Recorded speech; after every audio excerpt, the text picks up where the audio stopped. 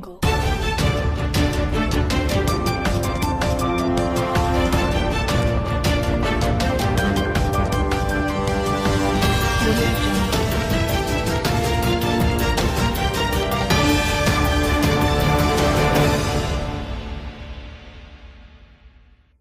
Ya pemirsa, di tengah pandemi COVID-19 yang terus memberikan dampak signifikan pada kegiatan ekonomi masyarakat, dan di tengah adanya peningkatan permasalahan ekonomi dan bisnis pada masyarakat, di mana masyarakat mengeluhkan terjadinya penurunan omset dan kegagalan bisnis pada krisis seperti saat ini.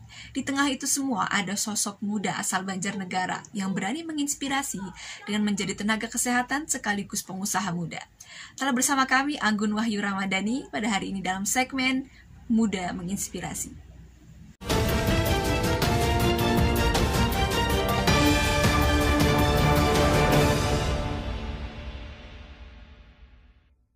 Oke, baik. Selamat datang Anggun di segmen Muda Menginspirasi pada hari ini. Apa kabar?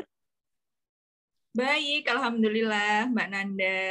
Baik. Ya pemirsa, Anggun ini adalah seorang pengusaha muda yang bergerak di bidang fashion, yaitu dan sekarang sudah memiliki 2 brand fashion, yaitu Project Harun dan Ruang Axel. Kita langsung mulai bincang-bincang pada hari ini aja ya. Baik. Baik. Baik. Sebagai pengusaha rintisan nih, yang bergerak di bidang fashion, dan sejauh ini Anda sudah memiliki 2 brand fashion, yaitu Project Harun dan Ruang Axel. Nah, kemudian bisa diceritakan nggak sih bagaimana prosesnya dari awal hingga pada akhirnya mantap untuk membuka usaha nih di bidang fashion? Oke, jadi ini menceritakan tentang bagaimana perjalanannya aku bisa membuka 2 brand ya. Jadi yang pertama itu kakaknya itu Project Harun. Sebenarnya namanya dulu bukan Project Harun, namanya hanya harun.id.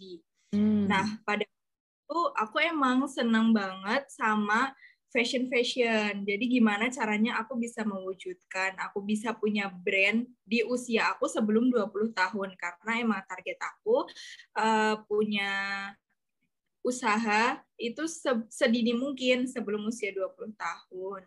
Nah, awalnya emang cobalah ikut suatu event yaitu street fashion pada zaman 2019.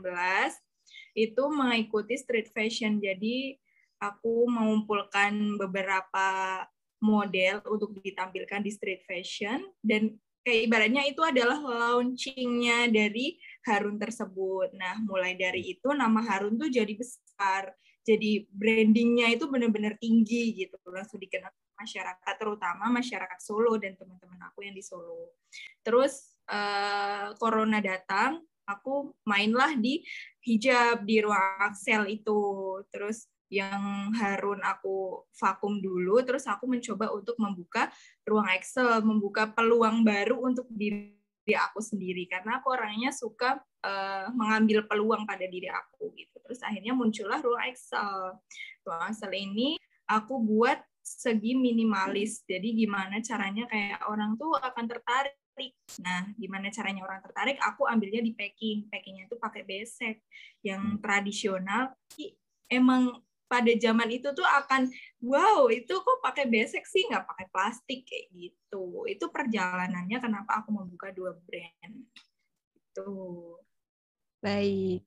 Nah, ini menarik sebenarnya untuk yang Ruang Axel itu kan menggunakan besek ya. Apakah ada tujuan-tujuan spesifik nih untuk misalkan saving the earth, kan sekarang lagi tren ya, lagi benar-benar digencarkan gitu. Bagaimana? Nah, jadi kenapa aku mengusung tema packingnya itu memakai besek? Yang pertama, aku suka banget sama visi misi simple but minimalism kan. Aku suka banget sesuatu yang minimalis tapi itu elegan gitu. Nah, aku berpikir nih gimana ya caranya supaya tidak merusak lingkungan, karena plastik itu kan ya tahu kan trennya plastik itu nantinya nggak bisa didaur ulang gitu. Terus aku punya nenek yang udah tua di desa itu, dia pengrajin bambu, pengrajin besek-besek gitu. Nah, karena aku emang dari dulu orangnya suka gimana caranya biar aku nggak hanya bermanfaat untuk saya sendiri, tapi aku harus bisa bermanfaat untuk orang lain gitu. Jadi aku membawa nenek itu tuh untuk ikut serta di dalam bisnis aku gitu. Jadi yang utama itu untuk nenek bisa ada penghasilan, dan yang kedua ada brandingnya juga di bisnis Ruang Axel. Dan yang ketiga tuh kayak emang aku suka yang sesuatu simple but minimalism gitu. Baik, baik. Nah, sebenarnya yang menarik di sini, Kak Anggun sendiri ini sebelumnya punya background bisnis kah? Atau pernah belajar tentang bisnis? Atau bagaimana? Jadi kalau background bisnis tuh belajarnya tuh otodidak, nggak ada yang belajar khusus sama mentor-mentor yang emang dia udah berkelas atau gimana tuh sebenarnya enggak.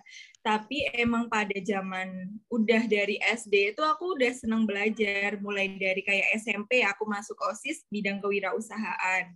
Terus mulai SMA belajar bisnis hijab. Terus pernah juga waktu SMA akhir udah lulus itu diajak atau perwakilan dari desa untuk mengikuti pelatihan bisnis dulu sama Pak Kiki. Nah, pertama kalinya aku melangkah di bidang bisnis itu di situ. Baik, jadi selain berbisnis nih, Anda kan merupakan seorang mahasiswa lulusan dari bidang kesehatan ya, yaitu keperawatan tepatnya.